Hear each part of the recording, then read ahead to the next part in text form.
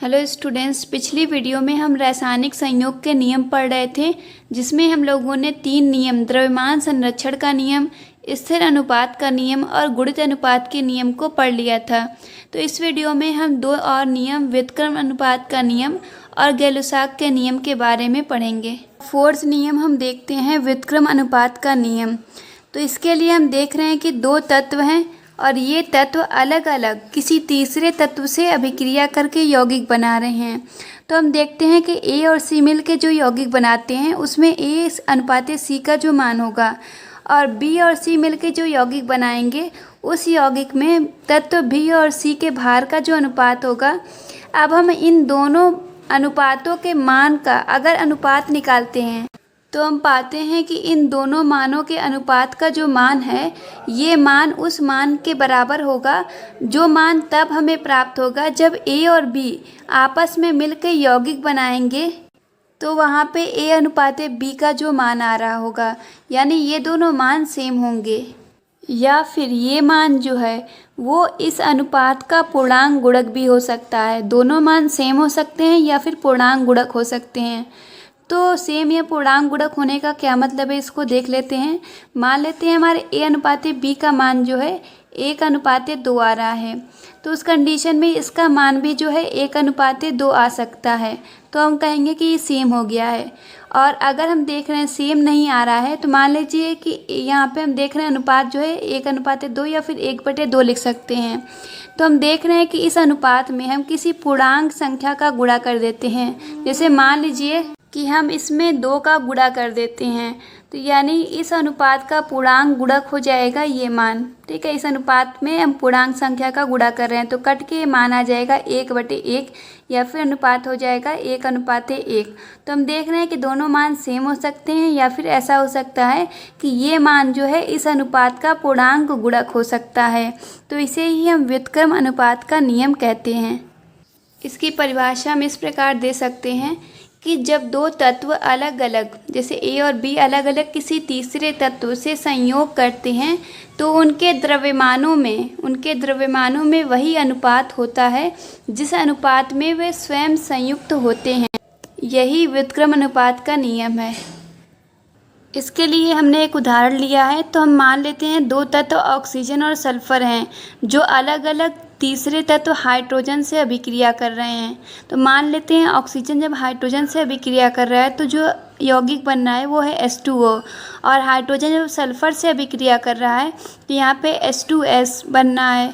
तो अब यहाँ पे हाइड्रोजन और ऑक्सीजन का अनुपात ज्ञात करेंगे। तो यहाँ पे H/O जो होगा, चूँकि ये इनके परमाणु भार का अनुपात है तो हाइड्रोजन का परमाणु भार 1 होता है और H2O में 2 हाइड्रोजन है, तो यहाँ पे हाइड्रोजन के लिए 2 हो जाएगा, और ऑक्सीजन का परमाणु भार 16 होता है और एक ही ऑक्सीजन है तो यहाँ पे 16 हो जाएगा। तो यहाँ पे हम देख रहे हैं कि 2:16 मान आएगा। इसको हम कटा के 1:8 भी कर सकते हैं, या फिर इसका मान 1/8 हो जाएगा। और इसका हम देखते हैं तो हाइड्रोजन और सल्फर दोनों तत्वों का अनुपात निकालेंगे। हाइड्रोजन का परमाणु भार 1 होता है और 2 हाइड्रोजन के लिए 2 हो जाएगा। सल्फर का परमाणु भार 32 होता है तो 1 सल्फर के लिए 32 हो जाएगा। तो यहाँ से ये कट जाएगा और मान आएगा 1/16, यानी 1:16 या 1/16 मान हो जाएगा। तो हम देख रहे हैं कि इसके बाद दोनों द्रव्यमान जो आ रहे हैं अब उनका अनुपात हम निकालेंगे। तो हम 1:8 अनुपात निकालेंगे 1/16। अब हम इन दोनों मानों का अनुपात लेते हैं, यानी 1/8 अनुपात 1/16। तो चूँकि अनुपात जो होता है वो भाग को दिखाता है, जैसे कि यहाँ पे हमने अनुपात को भाग से दिखाया है। तो यानी 1/8 अनुपात को हम भाग में चेंज करते हैं और 1/16। तो यहाँ पे इसको सॉल्व करने के लिए हम भाग को गुणे में चेंज कर देंगे और 16 जो है 16/1 हो जाएगा। इसका व्युत्क्रम लिख देते हैं। तो यहाँ से कट जाएगा और यहाँ पे मान आ जाएगा 2/1, या फिर इसको हम लिख सकते हैं कि ये हो जाएगा 2:1। अब हम इन 2 तत्वों का आपस में यौगिक बनाएंगे और इन यौगिकों में ऑक्सीजन और सल्फर का अनुपात निकालेंगे। तो हम देखते हैं कि ऑक्सीजन और सल्फ़र मिलकर सल्फ़र डाइऑक्साइड बनाते हैं। अब यहाँ पे हम ऑक्सीजन और सल्फ़र का अनुपात निकालते हैं तो हम जानते हैं कि ऑक्सीजन का परमाणु भार 16 होता है और यौगिक में 2 ऑक्सीजन हैं तो दो ऑक्सीजन के लिए 32 हो जाएगा और सल्फ़र का परमाणु भार 32 होता है तो 32 लिख लिया है। अब ये दोनों कट जाएंगे और मान आ जाएगा 1:1। तो अब हम देख सकते हैं कि 1:1 जो है ये 2:1 का पूर्णांक गुणक होगा, क्योंकि 1:1 यानी 1/1 हो जाएगा और इसमें एक पूर्णांक संख्या यानी 2 का जैसे हम गुणा कर रहे हैं तो मान आएगा 2/1 या फिर 2:1। तो इस तरह से हम देख रहे हैं कि ये जो है इसका पूर्णांक गुणक ये मान आ जाएगा। तो यहाँ पे हम देख रहे हैं कि व्युत्क्रम अनुपात के नियम का पालन हो रहा है। अब 5th यानी लास्ट हम देखते हैं गेलुसाक का नियम। मान लेते हैं एक रासायनिक अभिक्रिया हो रही है और उसमें हम देखते हैं कि जो अभिकारक हैं वो गैसीय अवस्था में हैं और अभिक्रिया के बाद प्राप्त उत्पाद भी गैसीय अवस्था में है।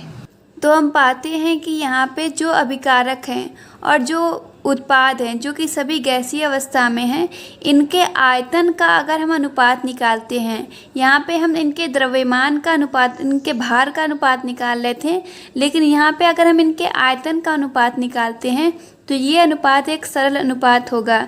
लेकिन यहाँ पे एक कंडीशन है कि हमको टेम्परेचर और प्रेशर जो है सारे के लिए सेम रखना पड़ेगा। यानी जब हम ए का आयतन नाप रहे थे तो जितना टेम्परेचर प्रेशर है उतना ही टेम्परेचर प्रेशर हमको बी के लिए, सी के लिए और डी के लिए भी रखना होगा। इसी को गेलुसाक का नियम कहते हैं। इसकी परिभाषा हम इस प्रकार लिख सकते हैं कि जब गैसें परस्पर रासायनिक अभिक्रिया करती हैं तो अभिकारी आयतनों में यानी अभिकारक के आयतनों में वह अभिक्रिया से प्राप्त गैसीय उत्पाद का आयतन और अभिक्रिया के बाद जो उत्पाद बन रहा है अगर वो भी गैसीय अवस्था में है तो उनका भी आयतन, उन सब का जो अनुपात होगा वो परस्पर सरल अनुपात में होगा, बशर्ते सभी आयतन समान ताप और दाब पर नापे गए हों। तो हम देख रहे हैं कि यहाँ पे जो अनुपात मिलेगा वो सभी अनुपात सरल अनुपात में होगा अगर सभी आयतन समान ताप और दाब पर हों। उदाहरण हम देख सकते हैं कि हाइड्रोजन गैस और क्लोरीन गैस आपस में अभिक्रिया करके हाइड्रोक्लोरिक गैस बनाती हैं। तो अगर हम इनके आयतन का अनुपात लेते हैं तो हम देखते हैं कि जो आयतन होता है वो उनके मोलों की संख्या से ज्ञात हो सकता है। तो यहाँ पे हम देख रहे हैं कि हाइड्रोजन के आगे 1 है तो 1 मोल यानी ये 1 आयतन होगा। क्लोरीन गैस के मोलों की संख्या भी 1 है इसलिए इसका भी आयतन 1 होगा और हाइड्रोक्लोरिक अम्ल के मोलों की संख्या 2 है इसलिए इसका आयतन 2 हो जाएगा। अब हम सभी आयतनों का अगर अनुपात निकालते हैं तो हम देखते हैं कि ये एक सरल अनुपात है। तो इस तरह से हम देख रहे हैं कि ये जो है गेलुसाक के नियम का पालन कर रहा है।